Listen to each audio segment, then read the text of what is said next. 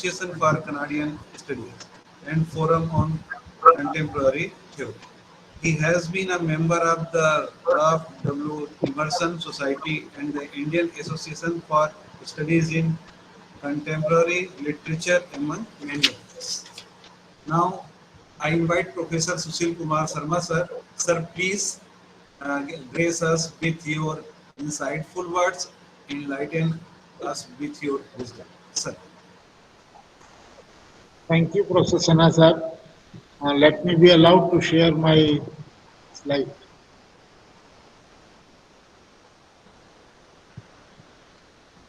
Is the slide visible, sir?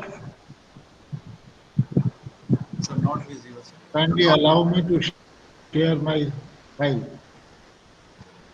Yes, sir, it is visual. So I'm thankful to the chairman of the college, Lakshmi Chand Institute of Technology, Shri Pramod Jain ji, Vice Chairman Shri Ankit Jain ji, Vice Principal Mrs. Shubhi Srivastav ji, Dr. Sana Saab and Dr. Anjali Harangaonkar for giving me an opportunity to talk to you today. As has already been indicated, the topic for today's lecture is Shakespeare's contribution to the development of English language. Now, this is being done in order to celebrate English Day. Now, regarding English, this is the condition. English is considered to be a language of Indo-European group of languages. The entire thesis of this Indo-European group of languages is that there were a group of people who were located somewhere in Central Asia, and from there they migrated to different parts of Asia and Europe, and therefore there are certain commonalities in their languages. So from Central Asia, one branch of the people migrated towards Europe, and another branch of people migrated towards Iran. And from Iran, some people migrated towards Turkey, Saudi Arabia, and some people migrated towards India. The people who migrated to Europe, they again took two different routes. One of the one group took the route of northern Europe, another group took the route of lower Europe. And Romance languages and Germanic languages came into existence. English happens to be the ultimate fallout of this Indo-European Germanic branch of languages, right? So it is the same group that you come across: German, Romance languages, English, Dutch, Hungarian, etc., etc. And in the upper side, you have got the languages like Spanish, Portuguese, Italian, and the people in the Indo-Iranian group, they have various Indian languages: Hindi, Urdu, Marathi, Bengali, Odia, Punjabi. So these are the Indic languages or Indo-Aryan languages. And then there is one Indo-Iranian group of languages that has got Pashto, Persian, Baluchi, Kurdish. These are some of the languages in these groups. So this is how this language has come into existence, and this is how, on the basis of this language data, the Aryan invasion theory was imposed. Now, there is another group of people who say that this Aryan invasion theory does not hold good, although the data that has been provided on the basis of language, that appears to be quite significant data.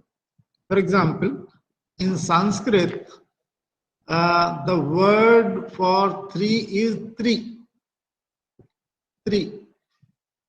Hmm? Ek, ekam, dvayam, triya. Huh? In English, this becomes three. So there is a similarity between tree and three.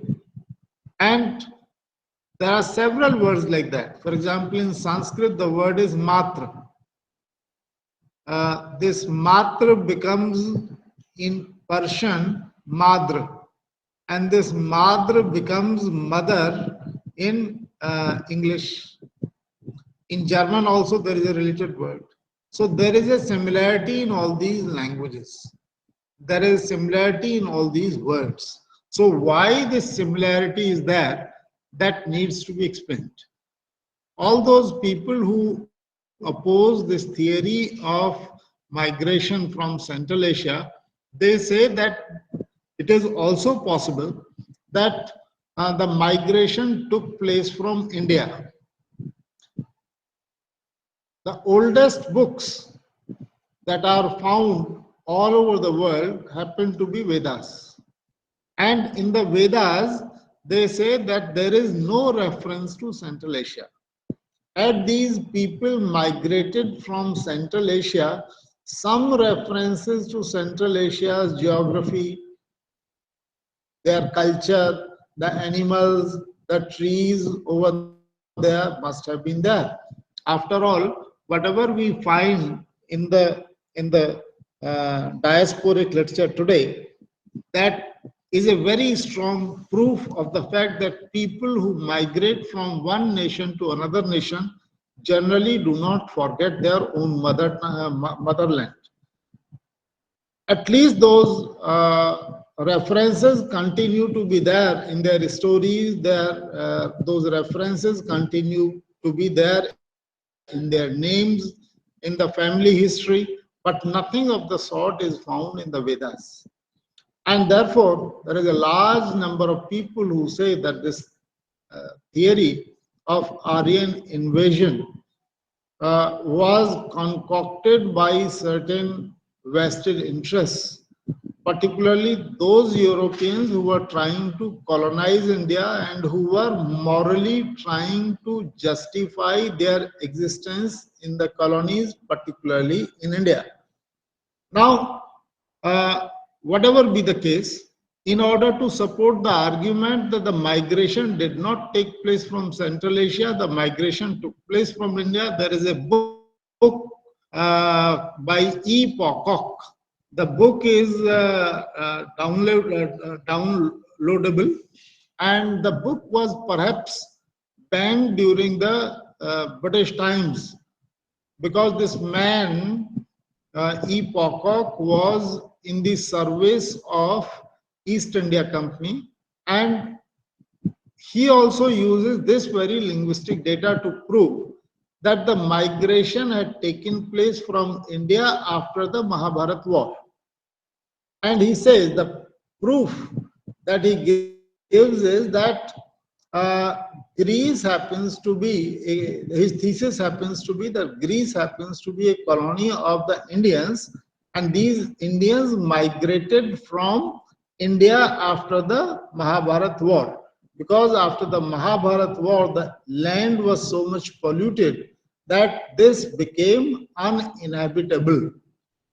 So various kinds of pollutions were there. And he says that in order to give a proof of his thesis, once again, linguistics is taken the help of.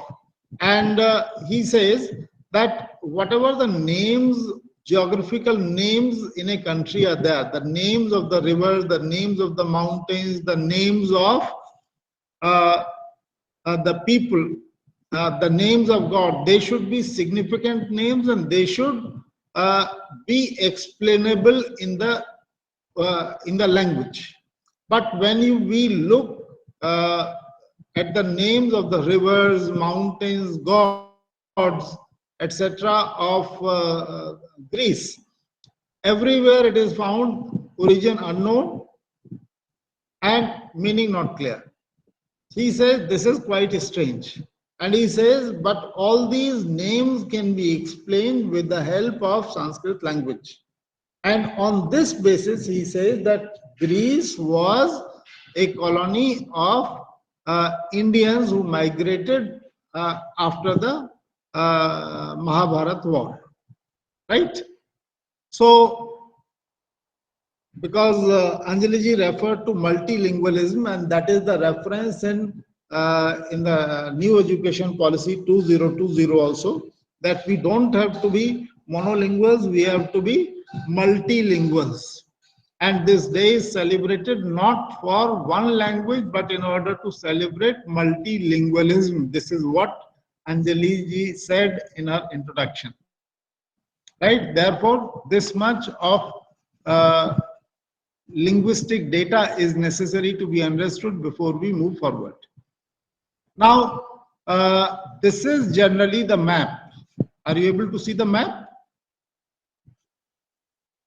The world map, where English is spoken. Now, you can see that only in a small part of Asia, English is spoken. Time lagega. English is spoken. English is spoken only in the Indian subcontinent.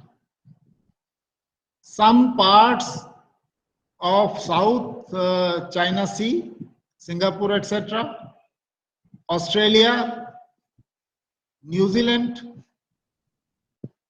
Northern America, some parts of Northern America.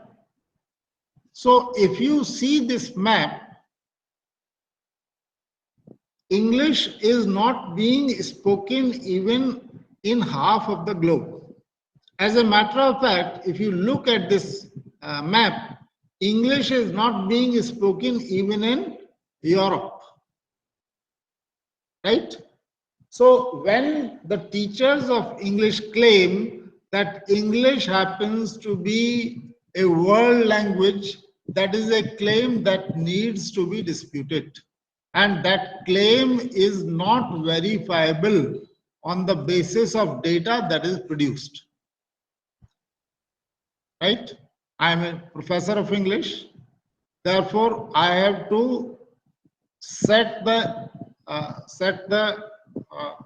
records straight, and I don't have to market English, right? Because the duty of a teacher is to spread not lies in order to perpetuate one's job, but to speak the truth. So currently about 250 nations are the members of the United Nations. Of these 254 or 55 nations, only 54 countries are there where English happens to be both de jure and de facto official language. Right? Only 54. So if a teacher of English is there who says that English is a world language and without English you will not be able to survive in the world, then it is simply a fact of confined only to that particular teacher, right? Or this is not a fact based on some statistics.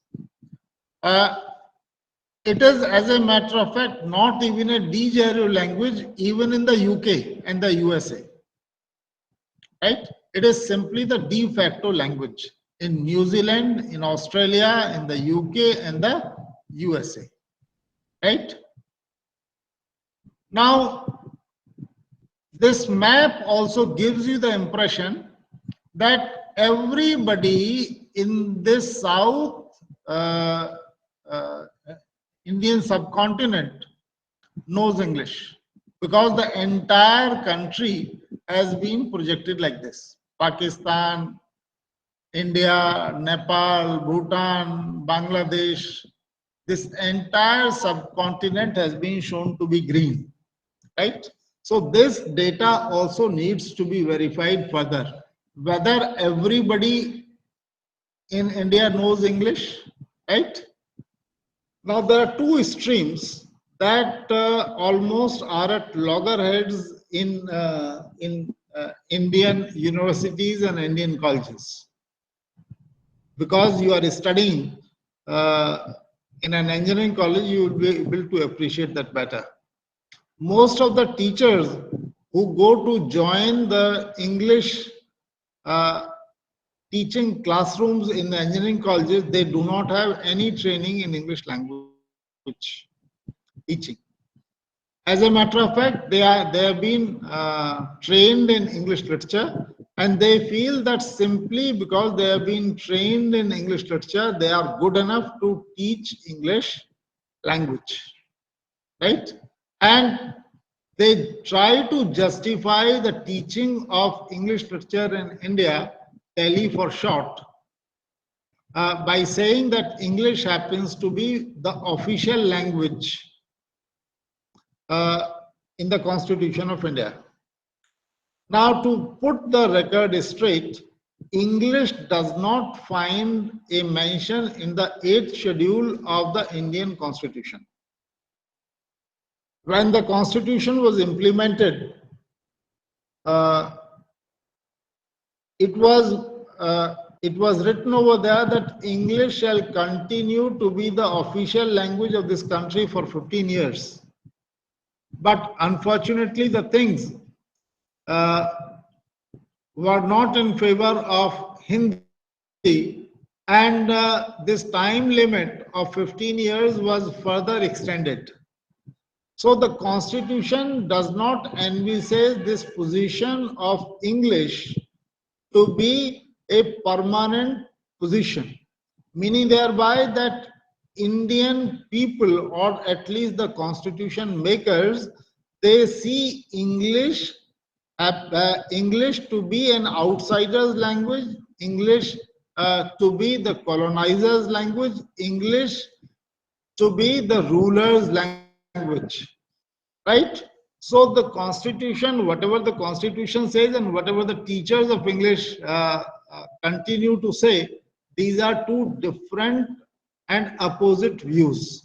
And most of these teachers of English, they continue talking about it or talking about the importance of English language simply because they have to, they need to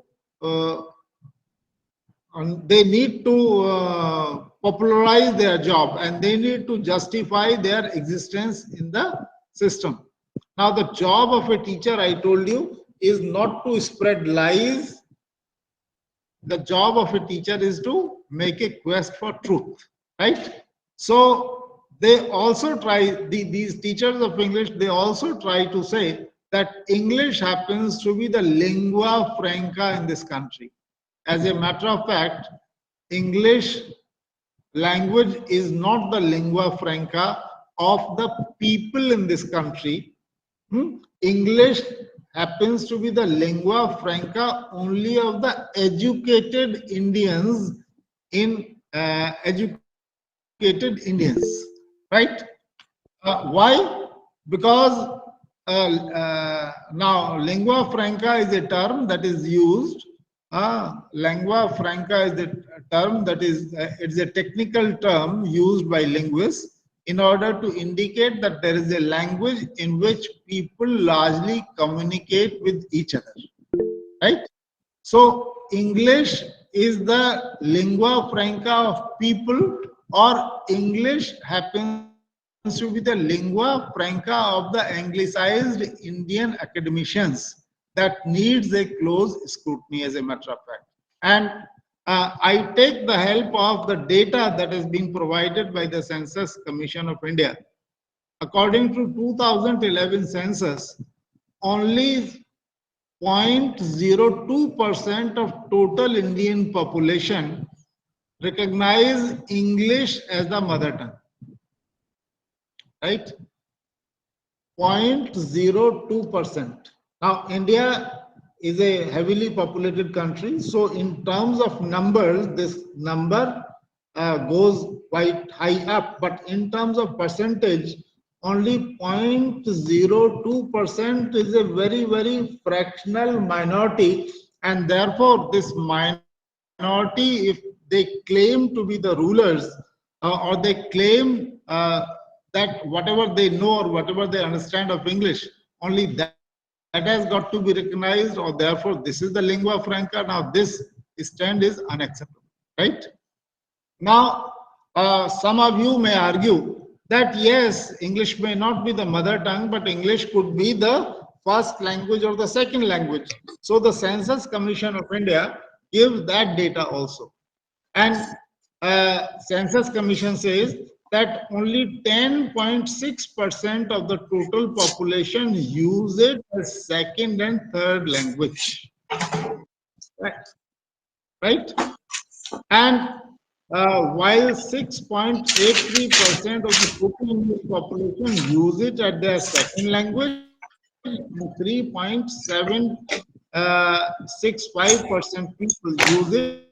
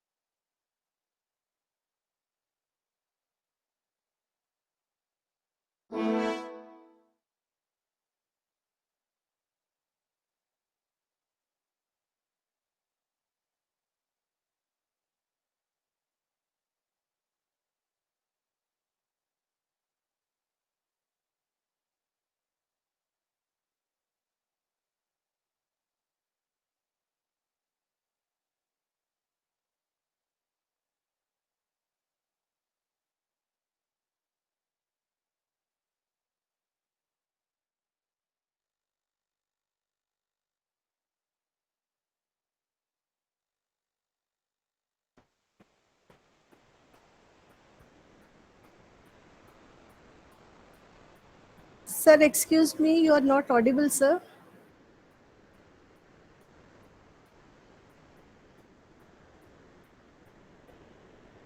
You are not audible, sir. Please, sir.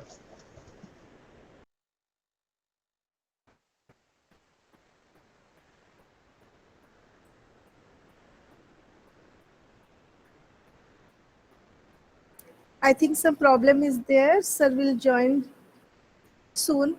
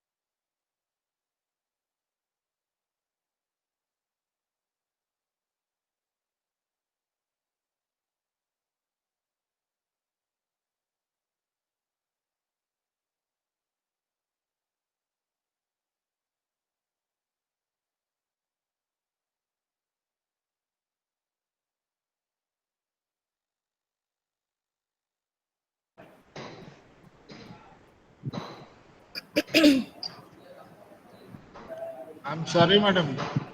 Hello, am I audible? Yes, yes, sir. Yes, sir. Please, sir. I'm Yes, sir. sorry, I lost the connection. Yes, sir. Please continue. Please continue. No issue. So as I was talking about this data, right? Yes, sir. Yes, sir.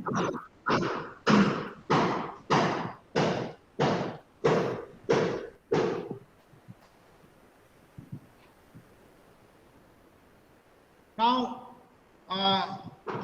again, there is some problem regarding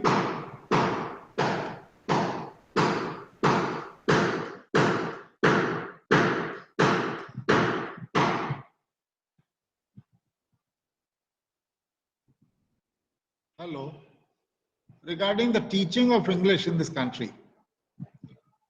A large number of students go to Russia, Japan, France, right? And they are made to study in the language of that country over there. In Russia, Ukraine, Poland, if our students go, most of them they have to study in Russian medium, Ukrainian or Polish medium. In Japan, they have to study in Japanese. In France, they have to study in French. And most of our students, they are asked to do their first year in the language itself. So they will spend 1 full year learning the language, and then within next 3-4 years, they will be able to do the entire course. In India, on the other hand, a student keeps on studying English language for at least 12 years, then in some cases 15 years, in some cases 16 years, in some cases 17 years, in some cases even 20 years. If I count from class 1 to PhD, class 1 to class 12, class 12 to BA, then MA, then PhD. Despite that, their proficiency happens to be very poor and they are unable to write correct English, or they are able to speak correct English. Now, why does this happen? Right? So we shall be talking about this when in the minute Macaulay proposed that this mother tongue needs to be replaced by English, and the government will keep on funding. जी क्या चाहते हैं? हाँ यार lecture दे रहे हैं यहाँ online. अरे आवाज यहाँ से आ रही है, दूसरी जगह जाकर काम करो कहीं और.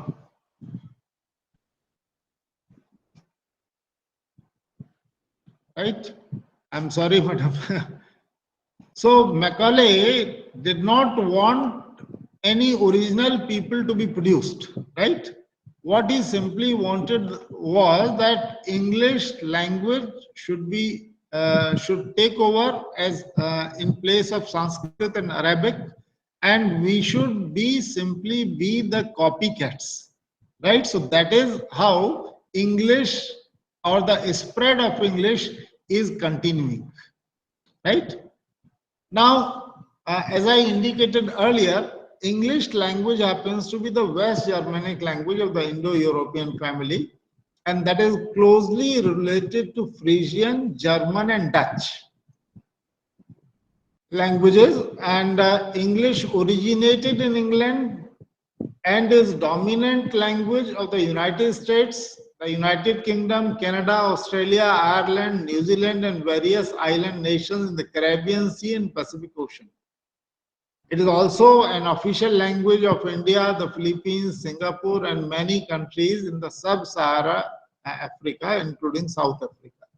Particularly, these are the nations that were under British occupation. British colonizers were there. So English is the first choice of the foreign language in many other countries of the world, and it is this status that has given it the position of lingua franca. Once again, this is quite disputable, but if you go, why am I saying so? If you go by the figures, of the people who use English as the language, then the place sometimes comes in some databases at serial number 4 and in some certain other databases at serial number 5. The largest number of language, the people who are using a single language happens to be the users of Hindi. The second place is occupied by Mandarin. The third place is occupied by Spanish. Right?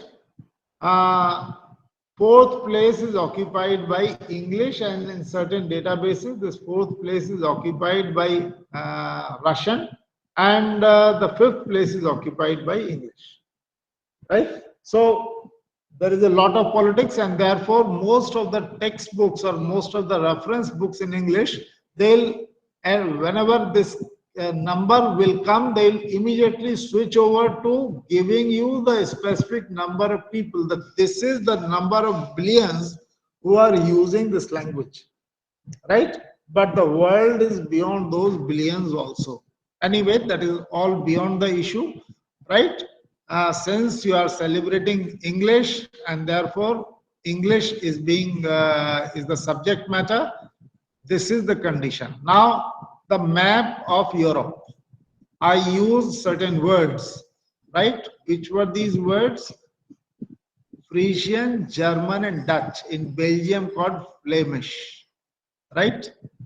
Why? This geography needs to be paid attention to. I showed you the earlier images earlier.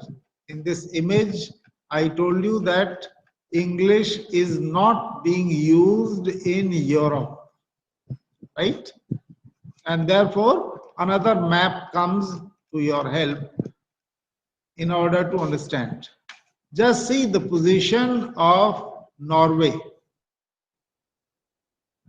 Sweden, Denmark.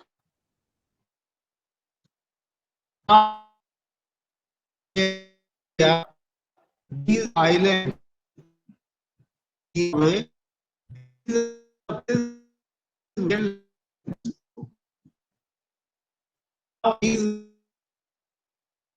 were never comfortable with the French people, and therefore the influence of French, of course, is there, but they conducted their business more with Denmark, more with Germany, more with Norway people, right? So the direct contact with these nations was there, and therefore this sort of triangle is there that has helped in making what English is today, right? So as I have already indicated, English happens to be the Indo-European language, right? So this history has already been given by me, narrated by me. Now, what are the characteristics of modern English, right? When we try to understand this modern English, only then we'll be able to assess what is the contribution of Shakespeare, or how these languages, the geography has tried to affect the making of English language, right? Now, there are two words that you should be familiar with. There is one word called language, and there is another word called dialect. Then there is a third expression called standard language. Now, what is the difference between all these three words, right? So, when we have to evaluate Shakespeare's contribution, we have to see these three words, these three expressions, and then try to estimate as to what is the contribution of Shakespeare. Because the topic for today's talk happens to be Shakespeare's contribution to the development of language. So this development of English language, what has been the contribution, right? After all, Shakespeare was a playwright in the Elizabethan and Jacobean period of British history. That basically is the 16th and 17th centuries of England, and today we are in the 21st century. So English in 21st century and English in 16th century. So what was the contribution, and what was the status of English in 16th century? Did English exist as it is today? Therefore, in order to understand Shakespeare's contribution, we need to understand these three terms. And Susheel says that synchronic study and diachronic study of a language helps in understanding the making of a language and in understanding how the development of a particular language has taken place. And when it comes to estimate the contribution of X, Y, Z, be it Shakespeare, be it Milton, be it Bible, or be it some other person. So how do we assume to say that this language has been affected by this one individual? Or we also have to estimate the question scientifically whether an individual can affect the language as such, or an individual's language is affecting only another person's language. So one man affecting the language of another person. For example, all of you come from Hindi belt, isn't it? क्यों भाई हिंदी तो सबको आ रही है ना, जो भी लोग यहाँ जुड़े हुए हैं? Yes, sir. आ रही है. है ना? हिंदी में एक फिल्म आई, ब्लॉकबस्टर फिल्म, जिसको कहते थे शोले. वो शोले भी देखी होगी आप लोगों ने? जी सर. ए सांबा, कितने आदमी थे? Now I remember that this dialogue became very famous. Right? Did this contribute to the growth of Hindi language? Or this dialogue was appropriated only by a number of people who were going to watch the cinema?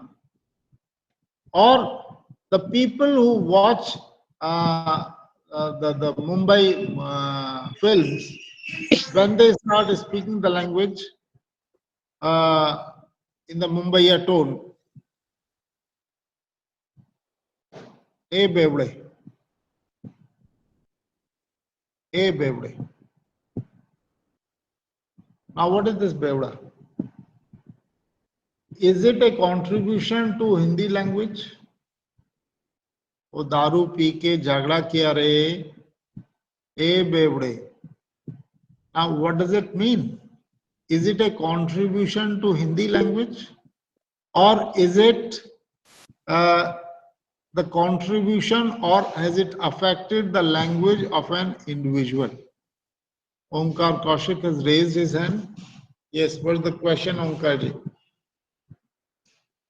Omkar Kaushik has raised a hand. Omkar Kaushik, please. Is there a question or is it by mistake?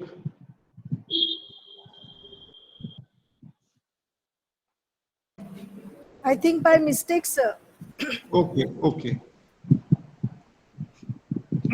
So, exactly in the same way, we have to question when Shakespeare is being talked about, that Shakespeare invented this particular word or he contributed this particular word. Was it a contribution to the dialect? Was it a contribution to the language? Was it the contribution to the individual? The examples that I gave of the Hindi cinema, all of you will bear with me that there is hardly any contribution of the cinema to the growth of the language. Rather, this simply is a contribution to an individual, that too very temporarily. Right? So when we say that Shakespeare has contributed to English language, we need to examine this statement thoroughly. right? In order to understand this, I gave you three words, dialect, language, and standard language. We need to understand these three words. So what is a dialect? Dialect is considered to be the language, the use of which is confined to a particular geographical area or to a particular social group of people, right? What is the language? Language happens to be the means of communication between two individuals, right? What is the standard language? The standard language happens to be one of the dialects of a language that is considered for economic and political reasons to be the standard dialect. For example, in India, we have got dialects of Hindi. Hindi, for example, Chhattisgarhi is considered to be a dialect of Hindi. Mathili is considered to be a dialect of Hindi. Bhojpuri, Bagheli, Bundeli, Khadi Boli, Rajasthani, Brajbhasha, Korvi, this Avadi, all these are considered to be the, or Pahadi, these are considered to be the dialects of Hindi. Now, there is another kind of data. What is the another kind of data? Sahitya Academy, for example, says that Mathili happens to be an independent language and awards are being given. Rajasthani happens to be another independent language in which awards are being given. Now, this Santali and Mathili, they have been included in the 8th schedule of the Indian Constitution, but Rajasthani has not got an entry into the schedule, right? This has not got an entry into that.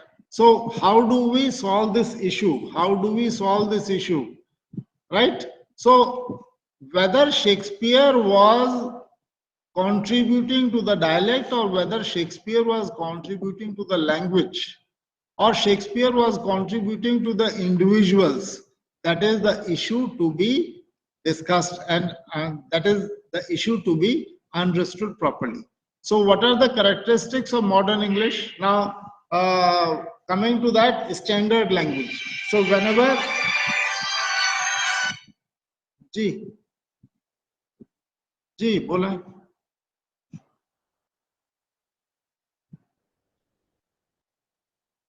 अच्छा,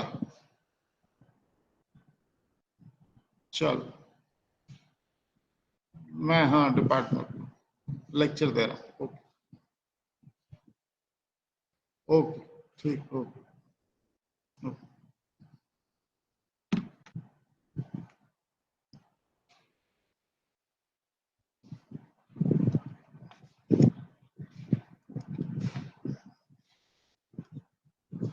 Hello. So when it comes to teaching modern English, hello. जी sir, okay sir. Yes, sir. Yes, sir. Is the file visible? Yes sir. Yes, sir. Okay. Very clearly visible, sir. Yes. So we need to teach API. API means received pronunciation. So is Shakespeare's English very close to received pronunciation? So when it is said, love a charger.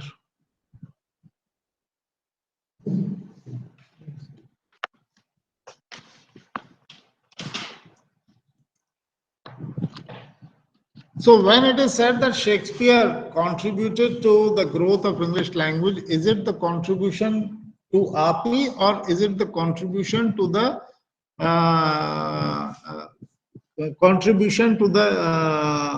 English language? Right? So that also we need to understand. API or received pronunciation, this happens to be a dialect of English.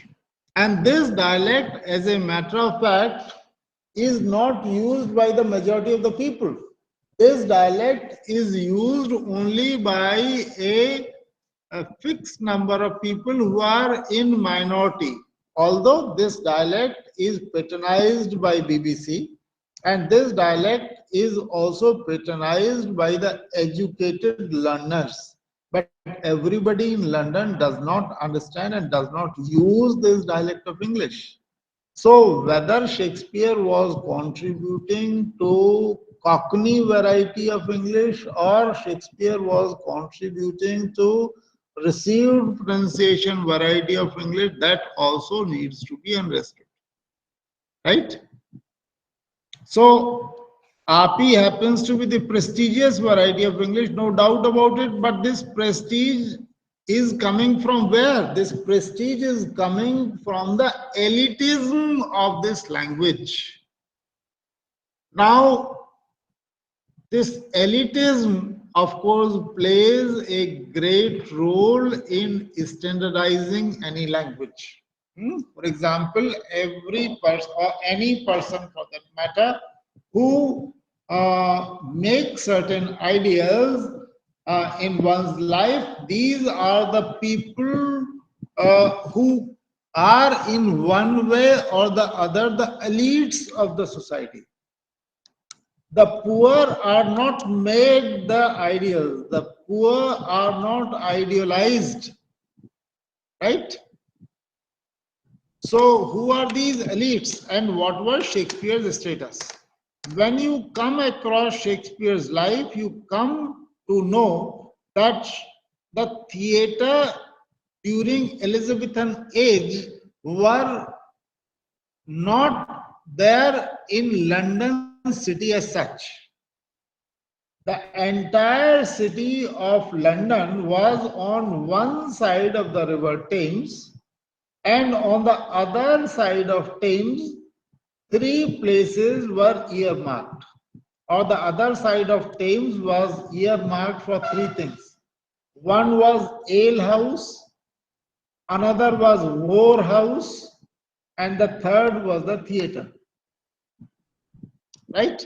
So, grouping of theatre with ale house, war house shows the attitude of the Elizabethans towards the theatre. Right? There came a stage in the history of England where the theatrical activity was banned. When these Puritans came to power, theatrical activity was banned. As for example, in Afghanistan these days, there is no place for any theatrical activity. Why? Because Islam does not allow making light of life by using music and by using films, etc. Right? So the same type of feeling was there in England around 1660. When the Puritans had come to power, right?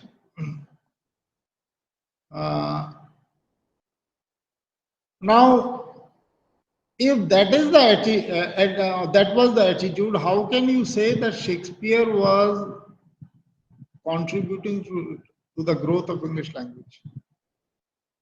Moreover, Shakespeare had to take license because in those days the license system had been started, and the licenses as usual are generally taken by the powerful people. And in case of theatre also, this license was taken up by a powerful group of people, right? So he joined the royal company. So he had got the royal patronage. Naturally, all those people were coming for the theatres. But did only the royal people join the theatre? No. We come to know about Shakespeare's theatre that groundlings used to be there. And what were these groundlings doing? These groundlings were standing, right, near the stage. and there were certain dialogues meant only for the groundlings. There is an editor, very popular in India. In his editions, all those passages have been purged. And those passages have been purged, saying that these editions, they are meant for school children, they are not meant for the elderly people, meaning thereby that there are certain references that people do not wish their children to be aware of, right? Sexual references are there, meaning thereby that in Shakespeare you have got two kinds of language. One language that was targeted at the groundlings, and another language that is not meant for the groundlings but for the standard people, right? So whether Shakespeare was contributing to the groundlings language or whether Shakespeare was contributing to the elites language, that also needs to be seen, right? So this is also a common fact. I refer to Susheel that two types of studies have got to be conducted, right? Historical linguistics and the contemporary, right? Comparative linguistics. Historical linguistics and comparative linguistics. Now, does any language continue to exist as it is? Meaning thereby, are there no changes over the years? If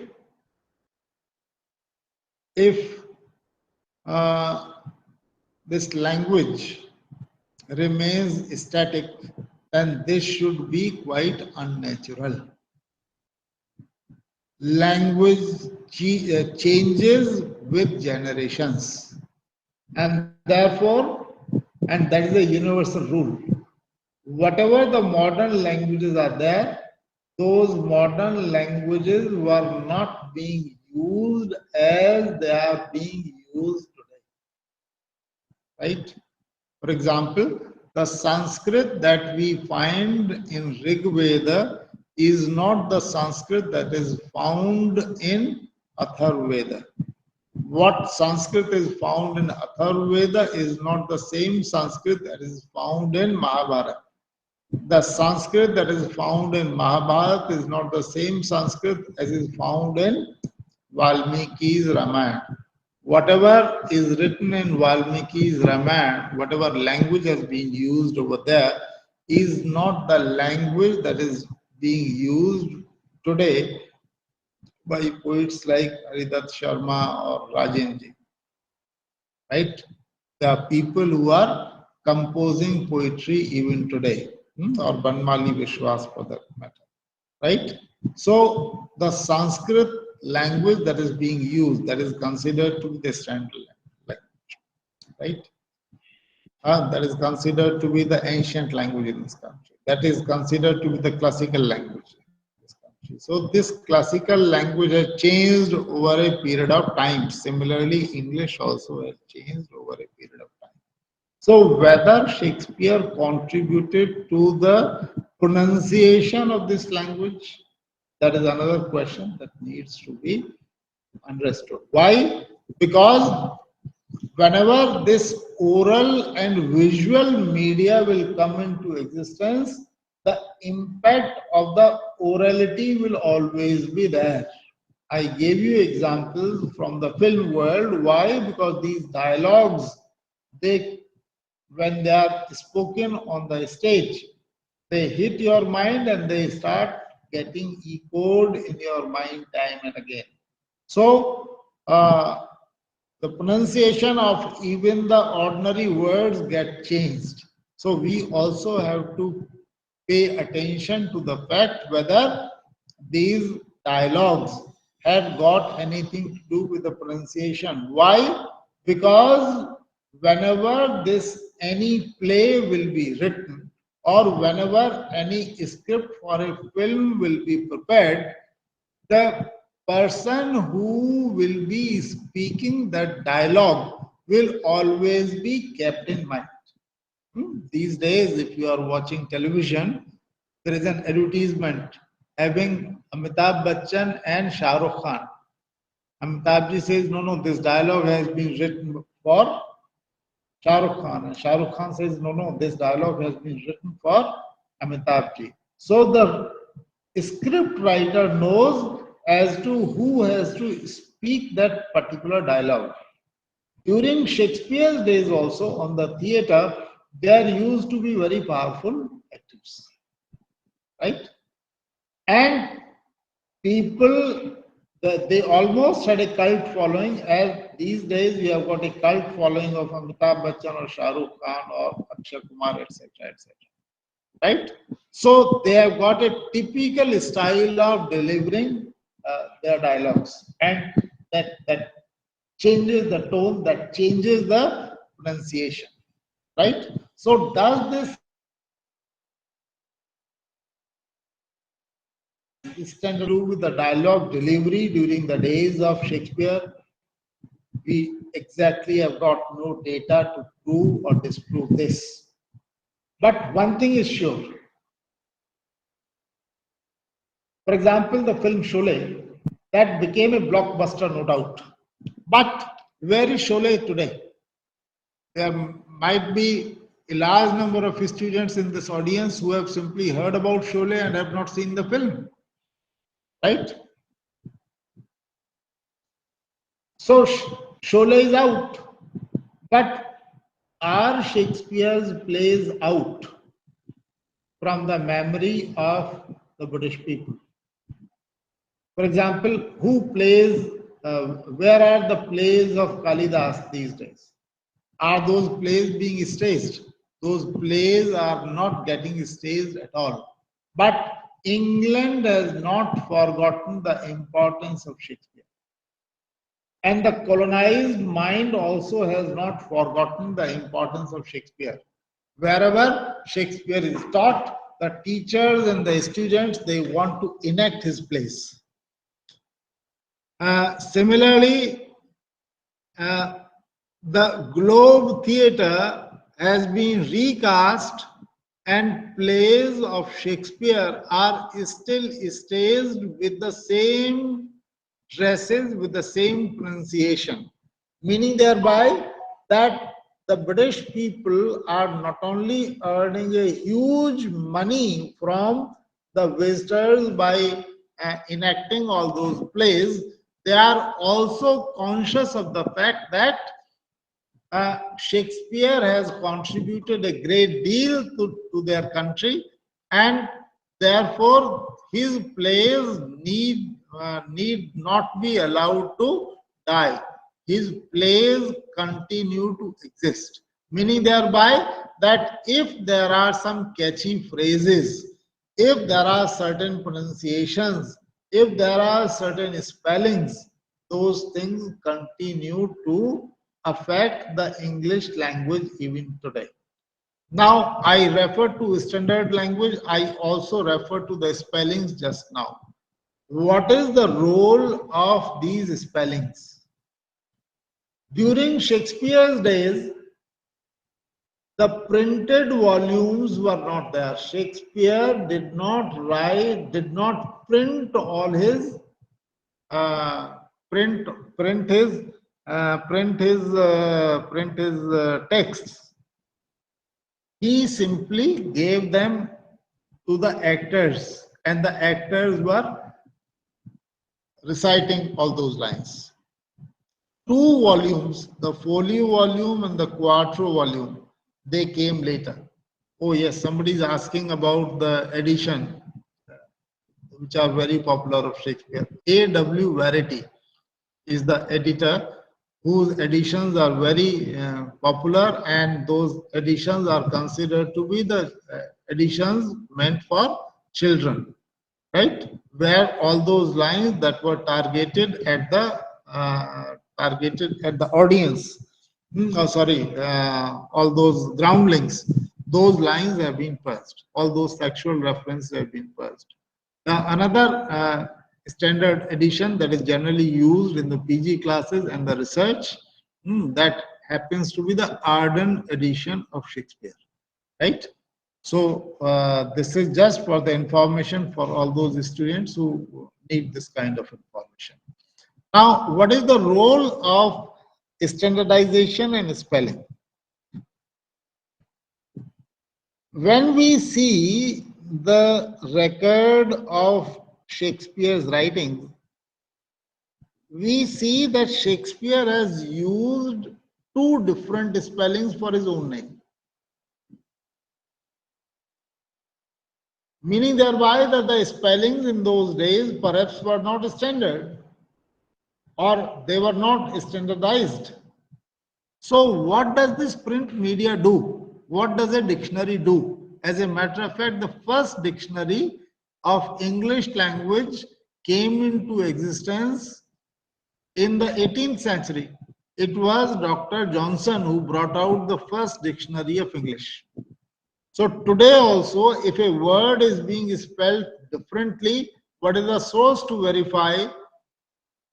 What is the source to say as to this is the correct spelling, this is the acceptable English, or this is the acceptable spelling, and this is not acceptable, right? Once again, this happens to be the English, meaning thereby the printed dictionary, meaning thereby the print tries to fossilize a particular language. And when this language is fossilized, this becomes the first stage of the standardization of any particular language. So, did Shakespeare standardize certain spellings? That is the question. Now, I had referred to varieties of English. At the global level, American English happens to be another variety of English. Those of you, many of the students here, after all, I am speaking in an engineering college, right? So the students of engineering, they are very much familiar with the platforms. So Microsoft happens to be one platform, and Microsoft has given us a wonderful this Word program, Microsoft Word, and in this Word there is a facility to check your language, right? You may check your language, you may set your language, and various varieties of English are over there. For example, English Australia is there, English Belize is there, English Canada is there, English Caribbean is there, English Hong Kong is there, English India is there, English Indonesia is there, English Ireland is there, English Jamaica is there, English Malaysia is there, English New Zealand is there, English Philippines is there, English South Africa is there, English Trinidad and Tobago is there, English United Kingdom is there, English United States is there, English Zimbabwe is there. So these are the varieties of English that have been recognized by the Microsoft. What about the academicians? Academicians at least talk about two varieties of English, British English and American English. Now, if you go to American English, the first difference that you are generally told is that in so many words, OUR is not there in American English. For example, color, for example, honor. So HONOR, COLOR. But in British English, you find OUR, COLOUR, color, honor, HONOUR, honor. But if you go to Shakespeare, what do you find? You find that the spelling of the word color is COLOR. And you find that in Shakespeare, the word honor has been spelled as HONOR. So, shall we call this the Shakespeare's contribution to American English? Or is it something else? Now, in British English, in modern day British English, this is color is spelled as COLOUR. In American English, it is spelled as COLOR. So why this American English is coming closer to Shakespearean English? So if we simply say this is Shakespeare's contribution to American English, then perhaps we have not understood the meaning of the word contribution properly. Right?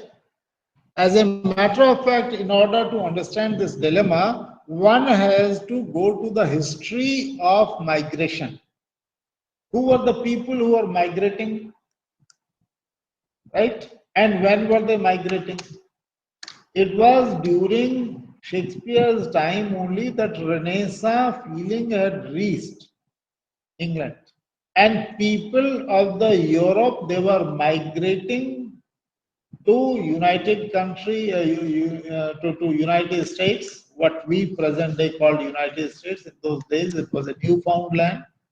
They were exploring the rest of the world. It was more or less during the very same time that New Zealand and Australia, they were discovered.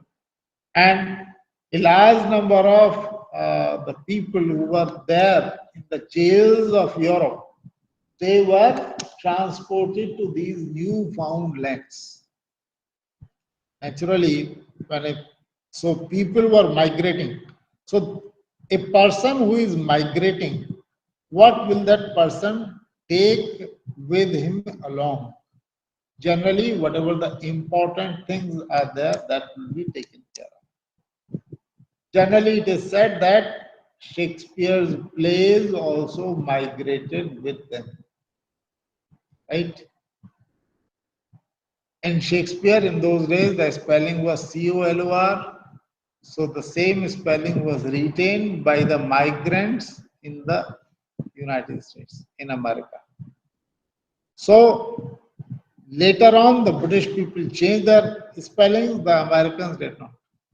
So this is not the contribution of Shakespeare to American English. This is simply the continuance of 16th century English in America even today. While the language in England itself has changed. Why has the language in England changed? And why has not the language in America changed? Because America largely happens to be the language, the country of the migrants. And migrants are more possessive about the things that they bring with them. That's why their language has not changed. Right? They have held their language. On the other hand, all these people in England, for them it was natural that things were changing, therefore this language should also change. Right? Since there is no record available of the intonation, etc., we do not know. There is another way of studying the language, the influence that happens to be in the form of morphology, inflections, how words are being made. Right? For example, go, went, gone. Now, this three verbs. Generally, in English, a verb has got how many forms? A verb has got 5 forms. Go, goes, went, gone, going. Any verb for that matter, right? Force, forces, forced, forced, forcing. Teach, teaches, taught, taught, teaching. 5 forms.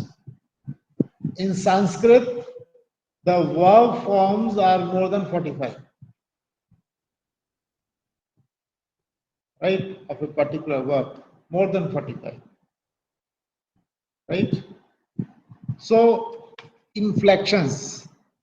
How does this morphology uh, change the use? For example, my dear, dear is very dear. Now, this dear is being used. Homonyms are being used. So, my dear, dear is very dear, right? So, three different meanings are coming out of the word dear, right? There are certain words which are being used as nouns. There are certain words, the same word is also being used as a verb, right? For example, RECORD. So, how do we make the distinction? We make the distinction by pronouncing the word in two different ways: record and record, right? Record and record. So, one is a noun, another is a verb, right? Man. Man is being used as a noun, man is also being used as a verb, right? For example, when you say a man is manning or a woman is manning the department, or how many women man the department, right? So one woman being used as a noun, manning being used as verb. So morphology or the inflections, they do all these changes. So Shakespeare has contributed to English morphology by changing inflections. He have used several words for the first time. I shall be giving you examples later. Right? We are simply talking about the theoretical issues here first. Then affixations. He has taken up two words. Generally, in the language growth also, two different words come from two different languages and a new word comes. अरे स्टूडेंटों से कहो कि class शुरू हो गया है. अब ये स्टूडेंटों क्या चीज है भाई? स्टूडेंटों means the word is coming from English student. On happens to be the rule of pluralization in Hindi. So the rule of Hindi is being superimposed on a word of English. Exactly in the same way, so many Latin prefixes, Greek prefixes, they are being used with English words and new words are being coined. So this is called affixation. So this can be done in the form of suffixes. This can also be done in the form of prefixes. So affixes. Then composition. Composition means how the sequence will come. How the sequence will come. Sequence means how the words will be placed in a sentence. These words will be placed in a sentence in a particular manner. For example, the teacher is teaching in the class. Ram is eating a mango. So subject, Ram, then is eating, verb, then a mango, right? Object. So subject plus verb plus object. This is the structure of a simple sentence in English. Now sometimes the object will be placed first, sometimes the verb will be placed first. This is what we call inversion. Milton was very fond of using these inversions, and so was Shakespeare. So sometimes the question comes that if Shakespeare could do it, can't we do it? If Milton could do it, can't we as a learner do it? Particularly the students of literature who wish to imitate poetry, who wish to write poetry, they say, well, I have taken liberty with the language. Now they forget the fact that Shakespeare was using this language for as a native person for the native audience. Our students generally forget that they happen to be the second language learners and they are basically writing for the second language users of the language. So the standards vary a great deal in both these cases. Why? Because the attitude of the person changes. When you write for the first audience, the audience that uses English as the first language, they immediately say, oh, what will this person write? How can he use this English language? This is my language. If you write it for the second language speaker, he says, oh, his competence is not very good in this language. What will he write? So the attitude or attitudinal problems crop up, right? And therefore, this type of experimenting is generally not done in the second language or by the second language users, right? Now, I have talked about syntax also. I have talked about subject verb complement or subject verb object, right? Simple sentences, right? अर्चना जी कितना time है मेरे पास अभी? Hello Anjali जी कितना time है मेरे पास?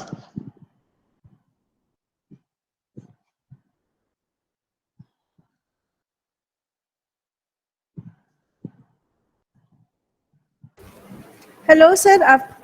Up to 4 o'clock, sir. अच्छा अच्छा अच्छा ठीक है तो टाइम है अभी मेरे पास है ना? Yes, sir.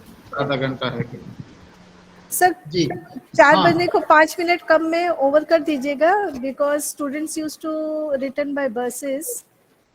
अच्छा अच्छा अच्छा ठीक है मैं कोशिश करता हूँ अगले 10-15 मिनट में निपटाने हैं. Okay, thank you so much sir. 3:40 तो करीब करीब हो ही रहा है. जी जी सर. ठीक है. So vocabulary items. Now that is another issue. From where are these vocabulary items coming? Generally, it is said that Shakespeare did not go to any school. He simply mastered this language or mastered the art of writing plays by reading various kinds of books. And particularly his history plays, they have been taken from Holinshed's Chronicles. The history of Macbeth was already existing. The history of Hamlet was also already existing. Spanish tragedy was already there. So all these plays were already there. He simply rewrote them. Naturally, all these plays, Roman plays, so he was not familiar with Roman language. So some words from Roman, some words from Greek, whatever these expressions were there in the existing plays, in the existing things, they were used by Shakespeare, right? Whatever new words came across, he used them in his plays. So now, since the time at my disposal is not much, let me go to the specific examples from Shakespeare's plays, right?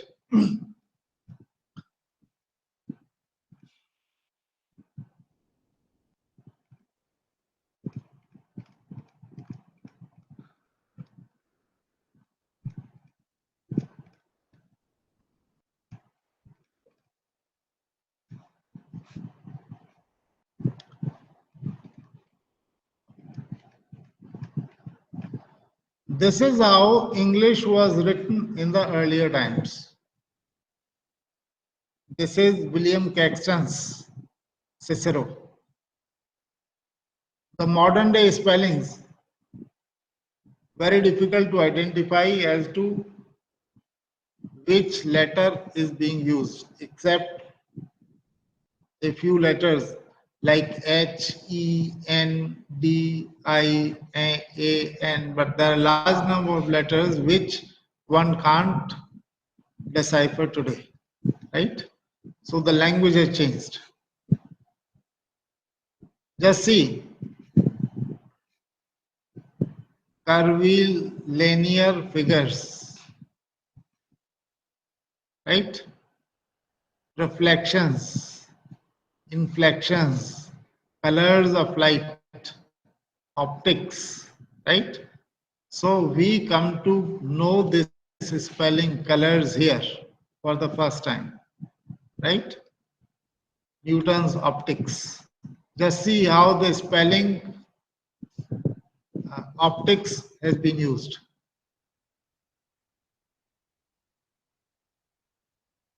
Right?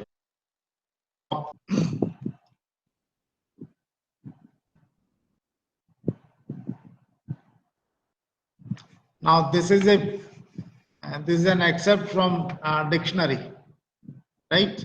Oatmeal, flour made by grinding oats. Oatmeal and butter, outwardly applied dry.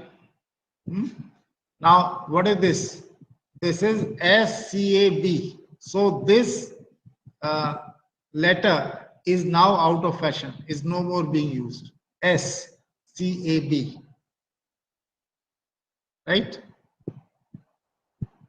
Spelling of flower.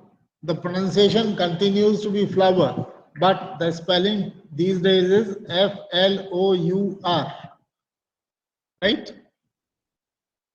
In those days, this used to be FLOWER.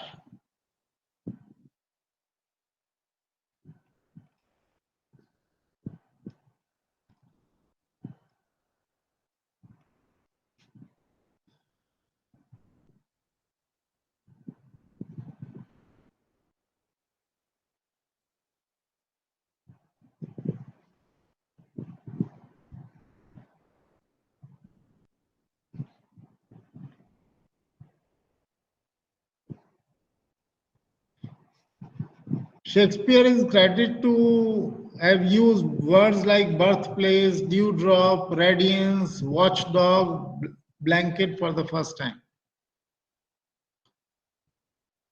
He is credited to be using words like expressions like break the ice, cold comfort, in a pickle, wild goose chase, what's done is done for the first time. Right? Till the time we have got some historical study, to say that these words have been used for the first time, we have to accept this fact, right? So Shakespeare contributed to the standardization of English language of the 17th and 18th century, right? Spellings were there. Now, there were different persons who were contributing to the language. For example, Sir Philip Sidney had written a book called Arcadia, right? Montaigne had written his essays, right? There were different persons. In Hamlet, we have got an allusion to skepticism, right? Love. So different kinds of words, they also came into existence. Now, what is the most authentic study of Shakespearean words? So generally it is said that Dr. Samuel Johnson's Dictionary of the English Language happens to be the most authentic thing. So for example, he says that in Macbeth, my thought whose murder yet is but fantastical, right? My thought whose murder yet is but fantastical, right? So using words like fantastical, or using a word like in the sense of imagined, right? That was done for the same. I was referring to the change of structure. What say you? What do you say? In place of what do you say, he says, what say you? So he changes the position of the verb. A sudden pale usurps her cheek. There's a line from Venus and Adonai, right? So using adjectives or turning adjectives into nouns. So this is another thing that he's doing. Measure for measure. Say what you can. Oh, false overweighs your true. From measure to measure. Recounts what horrid sights seen by the watch. Right? He made verbs into nouns. In Julius Caesar, for example, recounts what horrid sights seen by the watch. And there are so many other examples, but as I am running short of time, I just stop here. I've given you some expressions. I've given you some examples of what I said earlier, how Shakespeare was contributing to all these things. That's all, Anjali ji. Thank you very much. Thank you so much, sir. My sincere thanks for your exceptional presentation at the event. Your insight and expertise made a significant impact, and we are grateful for your valuable contribution. Thank you again, sir, for sharing your knowledge and making our event a success. Now, I would like to invite Dr. Anjali Harandavkar, Dean First Year, for vote of thanks. Ma'am. Thank you, sir. Good afternoon, all. Thank you is such a prayer that cannot be seen or touched. It must be felt by heart. I, Dr. Anjali Harangaonkar, Dean First Year, feel honored and privileged to get the opportunity to express a vote of thanks on this special occasion of William Shakespeare's birth and death anniversary as we are celebrating this day as World English Day. I'd like to thank all the honorable delegates who blessed us with their presence. I, on behalf of organizing committee, I would like to extend my heartfelt gratitude to our esteemed guest, Dr. Susheel Kumar Sharma, Professor and Head of English and Modern European Languages, University of Allahabad, Prayagraj, who deserves special recognition for accepting our invitation and being here with us today, sir. We have inspired, you have inspired us for the whole session. You have always been generous with your time when your pupil needed you, regardless of the circumstances. Thank you so much, sir. I am very much deep, my convey deep regards and hearty thanks to our Honorable Chairman, Shri Pramod Jain sir, and Vice Chairman, Mr. Ankit Jain sir, for every support and guidance in conducting such an event. I'd like to thank Mr. Upkar Rai, Secretary LCIT Group of Institution, have constantly put out a great deal of effort and love in ensuring that every one of us in an excellent accomplishment.